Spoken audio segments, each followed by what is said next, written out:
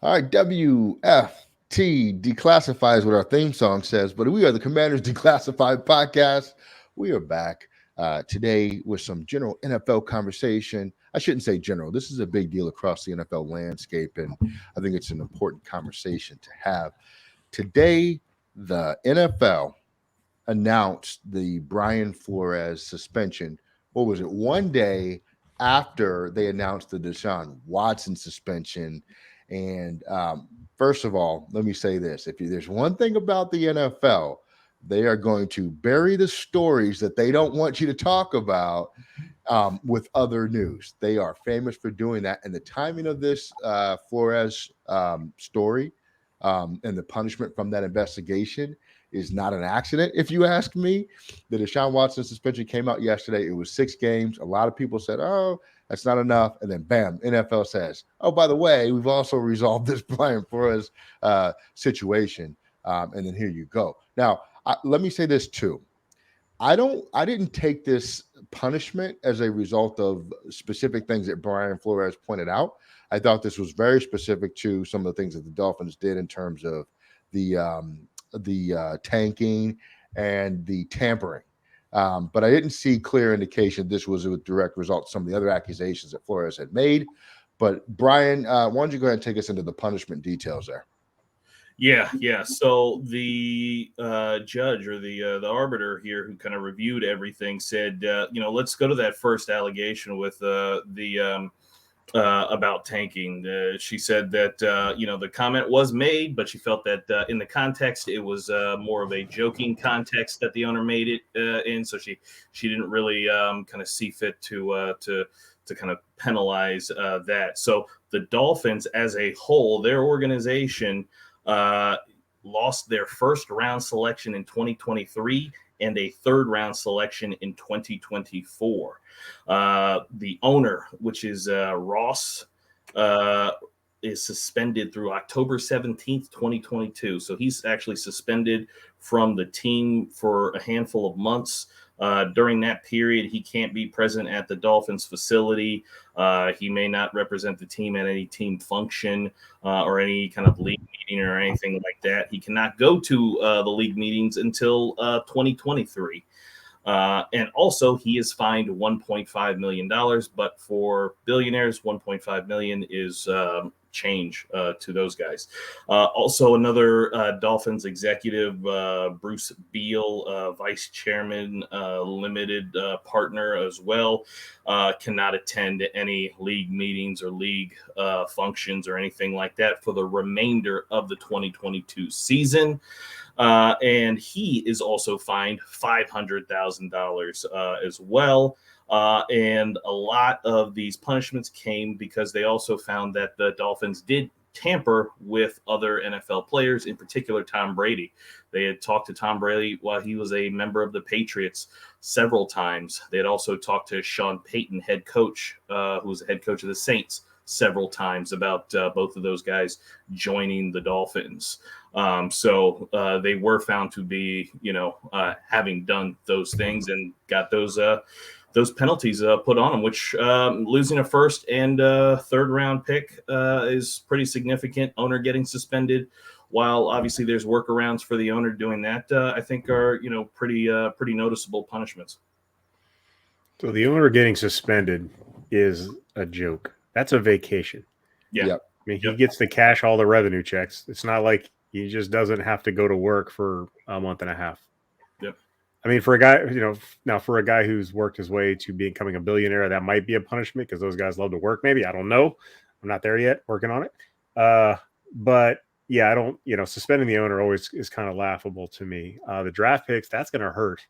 Yep. I'm curious though. I know that Sean Payton and Tom Brady weren't penalized, and that kind of makes me wonder because it does take two to tango, and if you know you're under contract with your team and yet you're entertaining whatever is going on with the Dolphins, I really feel like, maybe not as severe, but there should be some punishment for that as well, or some sort of, Sean Payton obviously isn't in the league this year, but you would think like there's got to be something in the CBA that, you're under contract. How can you negotiate without team permission? I don't really, not that they're the worst guys. I definitely don't think this has really much to do with the hiring practices or the unlawful termination of Brian Flores as much as it does that they just got caught tampering or doing whatever they were doing. I definitely think I do find it interesting though, right? Like the owner makes the comment, the arbiter actually deems that the comment was made, right? It wasn't made up or anything like that. They said, yes, the owner made those comments, but it was a joke. Oh, okay. So the boss just jokes all the time now, right? When talking to the employees, I did find that interesting that they were able to determine in that situation that, he was joking, and that because nobody went along with it was their reasoning, that the team kept fighting, the coaches kept coaching hard. I'm like, well, if Brian Flores had agreed to go ahead and tank, guess what? He would have been complicit, and he would have now been labeled a tanker, somebody who does that. So it just seems that there was kind of they had already decided we can't let anybody know that he was serious about that particular case there.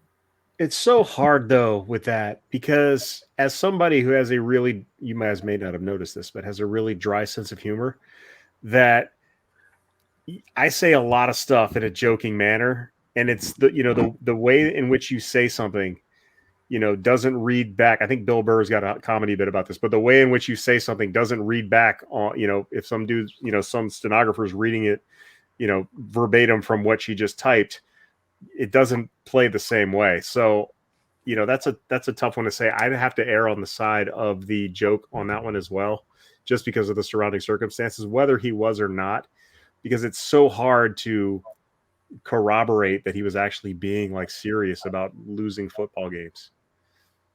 To me, anyway. It is, but it's not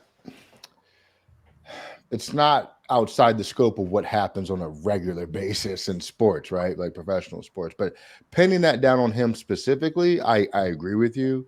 I think you could make the reasonable case that was, in fact, what was happening, which obviously the league did to some degree. And I was listening to Ian Rappaport earlier talk about how Goodell was extremely upset about that particular part of it because it messes with the integrity of the league. So clearly he felt like this was, something that was very clear about what was going on. How do you guys personally feel about the tanking model anyway? Like me, I'm not bothered by tanking. You know what I'm saying? Like it's like, if you want to do it, because the NFL is just like the NBA. You probably know within a few weeks of the season, and maybe even training camp, if your team really has a shot to go to the Super Bowl, especially in this current era where teams are buying superstars, right? We talk about the NFL migrating to the NBA model all the time. It's one of those things now where it's like, if you don't have a realistic chance, you may as well position yourself to get in the best draft pick possible, or be able to trade for your picks for high level assets. Now, I would hate to see our team do that because I watch every game, but from a building a team perspective, tanking makes a lot of sense. So when it comes down to tanking, no, I agree with you about, I mean, if this is going to allow you to get the generational prospect to turn the franchise around, you have to consider it. But there comes, the other side of that is there has to be some give and take there. If a team decides we want to tank because the next Tom Brady, the next Joe Burrow, LeBron, whoever is in this draft, and we want to get them, then you better not be charging full price for those games, and you better not be charging full price for those jerseys, because the product you're going to be putting out is worthless when you commit to doing that, because you're saying, hey, winning is not what we're looking to do. That is not the effort or product we're going to put forth. We're going to, be looking at young guys, inexperienced guys who may not even know what they're doing. We'll be putting them out there, and we'll be making decisions that aren't necessarily going to score points or stop the other team from scoring. So if a team's going to do that, they better be some half price games. There better be some free jerseys or something, because I'm not paying full price for a crap product. There's got to be some kind of give and take with that. If they're going to charge full price, then they better start playing hard, and they better be trying to win every game. Yeah, tanking is, there's two different ways to look at it. There's really should be two different models within an organization. Tanking is purely a front office thing. Like you make the decision at a high level to say, look, we are not going to try to lose, but we're not going to give our team, we're not going to put our team in a great position to win. Our team is going to have to overcome a lot of obstacles if they're going to win this season. As a front office, you do that. I kind of think of it as like, you guys remember the movie Major League, or am I really old? But the front office, basically, they decided that we're going to lose and we're going to put together the worst team possible so that we can lose and whatever. So, but from a team and coaching standpoint, tanking should never, ever, ever enter the equation. And they really shouldn't even talk about it other than like, look, this, you got to do, if the front office were to decide to tank, you need to make it clear that your coach is safe, right? Your head coach, like my coaching staff is safe. My head coach, like you may not have the best, ingredients to work with this year, but we have a strategy in place and your job is safe here because we know what we're doing and we need you to go out and coach these guys up to play as hard as possible. It doesn't matter if we win or lose this year because we're really trying to build for the future. If you can, and it's a really difficult thing to make work because coaches obviously want to win. Players always want to win. And if a coach is going to know if you're not putting, if you're not going out and getting the best guys for him to play. So it's a really, really tough balance. And like, I think it was the NBA, the Sixers a couple of years ago, the whole trust the process thing where like halfway through it, they just fired the head coach anyway. Yeah. That was the wrong thing to do. You got to make it, it's an organization wide thing, but the tanking piece has to come from higher up. It can never trickle down to the actual team in my opinion. And that's just really hard to do. So I guess if you can do it right, go for it, but it's really easy to mess up. You can ruin a lot of careers and leave a lot of bad feelings if you try to do it. Yeah, but the opposite of that, not tanking, is you can get stuck in the middle in the NFL and just be between 6 and 8 wins every single year. I mean, we know that all too well, and so it's 6 of one, half dozen of another, I guess. But it's just about philosophy and strategy. But clearly, the NFL doesn't feel right about it. I do, Brian, are you disappointed at all that maybe the suspension wasn't levied more specifically to some of the other accusations, in particular about the hiring practices of the Dolphins, or do you kind of look at this as a conglomerate suspension? So I think the hiring practices, I think, maybe I'm looking at it the wrong way. I think more so, I know Flores had made those allegations in specific for the Giants, that process, and the Broncos. I think this was more specific to kind of their bad business practices of trying to tank and going to talk or tampering and things like that. So am I happy with it? I'm happy that they actually did something. Is it the best possible punishment? No, because I think they really kind of minimized the tanking thing, and I think they took the path of least resistance, which was it was just a joke. When your boss tells you, hey, I'll pay you $100,000 for every game you lose in such specificity, there to me doesn't necessarily suggest a joking manner there. But for them to go that route, I think they knew exactly what it was. They couldn't have confirmation that an owner messed with the integrity of a game situation or a season like that, because that affects all their money. So they weren't going to do that, and I get that. But it was nice to see that there were some other punishments that were a little bit, the first round pick, the fourth round pick, I think was good. The owner suspension, Eric was right. That's a joke. I mean, the owner can just call in everything that he needs done, or, there's workarounds around that. I thought somebody made a good point. I think it was Rappaport as well, that, man, if Tua doesn't work out, then that first and that other pick are really going to crush the Dolphins and their ability to build that roster away. Let's talk about Deshaun Watson real quick, since we're on the subject of suspension. Yeah. Eric, tell me where you felt about the suspension in terms of the 6 games. Was it what you expected? Was it less, more than you expected, or where did you land on that? It was less than I expected. But it's really difficult because it's a civil case at this point, even though, there's overwhelming, like I've never been a fan, I guess, of trial by media. and the public, the court of public opinion is way too brutal. Even if in this case, it's warranted. There's just so much, and rightly so. There's so much that we don't know because you're talking about like sex assault cases, and I don't want to know about that stuff. But it's very difficult for me, the libertarian side of me, I guess, to really advocate suspending somebody for something he hasn't been convicted of. But the compassionate human side of me, like 6 games is ridiculous for what he's accused of. But it's such a difficult thing. But this isn't an NFL levied suspension. This is an independent arbitrator. I don't know what her alignment is outside of this. I don't know a whole lot about that piece of it. But this isn't something that the NFL decided on. This is an independent person who did it, and she felt that 6 games was enough. Personally, I mean, I don't know how she does her job.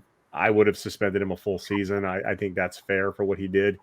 But it is very difficult for me, to suspend somebody for something that they, there's not actually a conviction of. They settled it quietly outside, so it's really difficult for me. So I guess I have to just go with what they did, even though I don't necessarily like it. So 6 games is 6 games, and that's all I can say about it. Yeah, it really comes down to if you see settlements as an admission of guilt, right? And a lot of times you settle without an admission of guilt. I don't know the factors in these particular settlements. I agree that at some point you have to say, and I'm sure she looked at the actual facts of the investigations and the dismissals by the various jurisdictions and said, okay, well, there's not a lot to work with because there is this factor of Watson's camp countersuing the league and in the NFLPA had already said they will do that. If this made it to a court of law, I'm not entirely sure what would have come of that because of the dismissal of the charges, or not dismissal, the lack of evidence to file charges against Watson. I wonder how that would have played out in court. Now, the league could have had said, look, this was there was some activity here clearly that was below brow in terms of league standard, but I don't know how enforceable that really was. So, there's the smoke, there's fire situation, right? 26, 25 plus women who all came out and said the same things. And there was also some indication that maybe the Houston Texans were helping to facilitate some of this. That quietly went away. I think this was an incredibly hard place to be in from an arbitrator perspective because of the lack of overall evidence, which, let's be clear, there always or generally is in these types of cases, right? And so you can't convict solely on evidence in something like this because that's almost impossible to do. But I think as a person of authority in terms of judgment or something like this, I think she probably was really, really put in a bad spot with something like this. But 6 games is what I thought it was going to be all along, because I think the league tipped their hand early on. Number one, the contract that he got, that amount of contract, Cleveland had to be aware he wasn't going to miss a whole lot of time. Number two, the schedule makers kind of blessed Cleveland with a pretty soft schedule up front, and then they got all their hard games backloaded.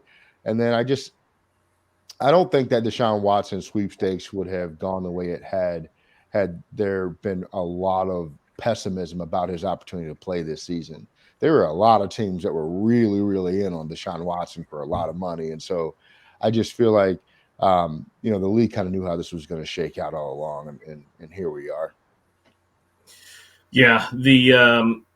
Trying to, essentially try the case in the public and have this arbiter come out with a verdict or a punishment that would make everybody happy is virtually impossible. But what I do find odd is I heard a lawyer say when you get rulings like these, there's 2 kinds of rulings. There are rulings that meet the letter of the law, and there are rulings that meet the spirit of the law. And I think this arbiter gave a ruling that met the letter of the law, that fulfilled the letter of the law in terms of her reasoning to give 6 games, which was prior precedent for NFL and what they gave Ray Rice and other individuals who Roethlisberger, who had similar types of allegations against them.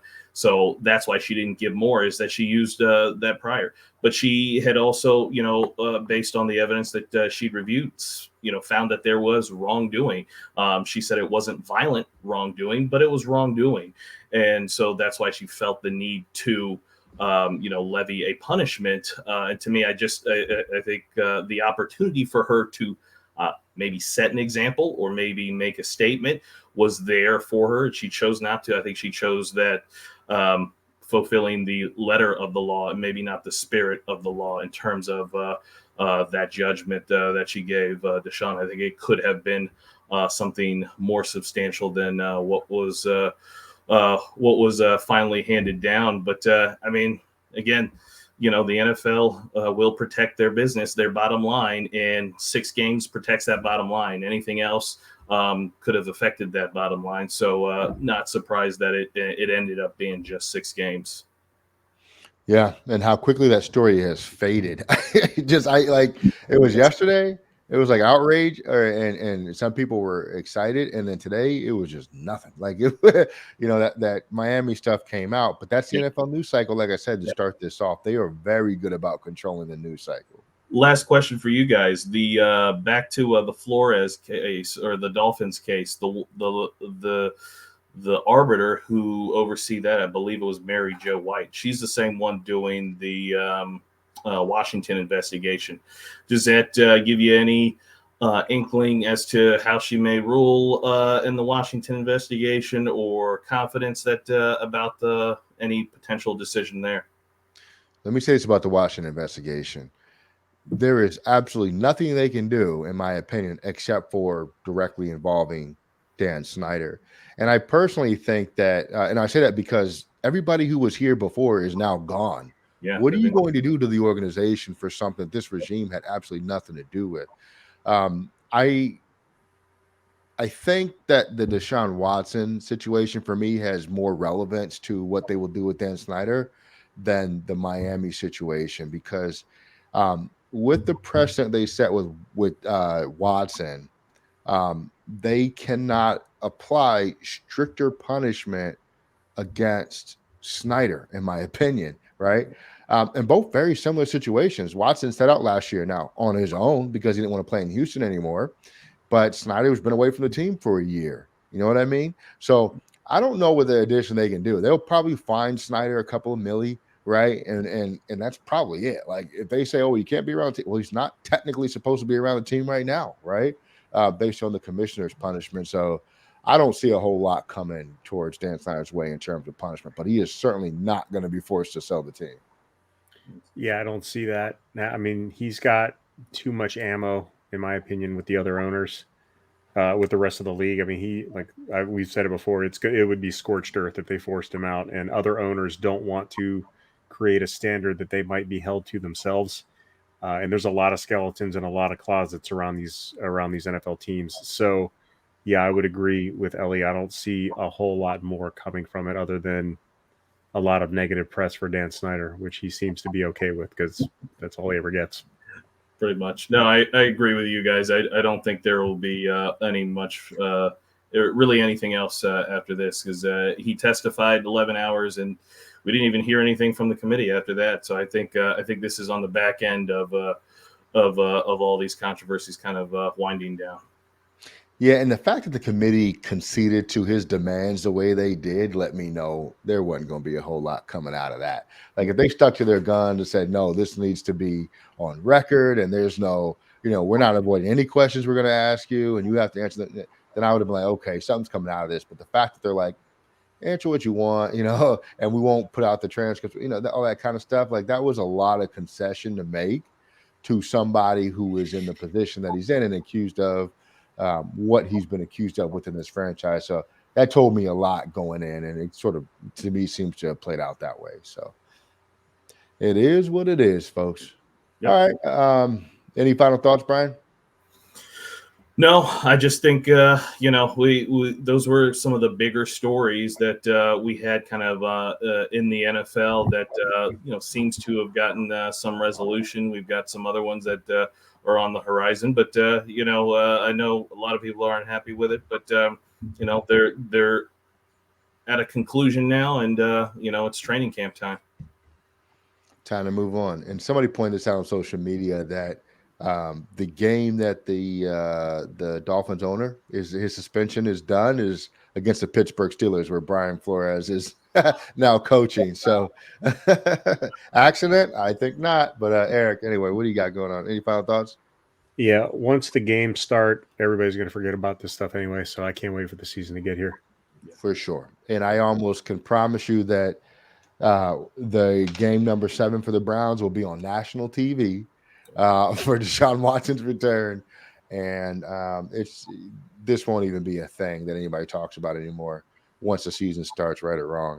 That's just going to be the case, especially if the Browns are in contention, or even if they're not in contention. It's not going to be a point because the Baker Mayfield, all that other kind of stuff. So anyway, folks, thank you for checking us out on this special edition of the Commanders Declassified podcast. We like to bring you all the topics and happenings around the NFL that may impact our team in some form or fashion. We will check you guys later.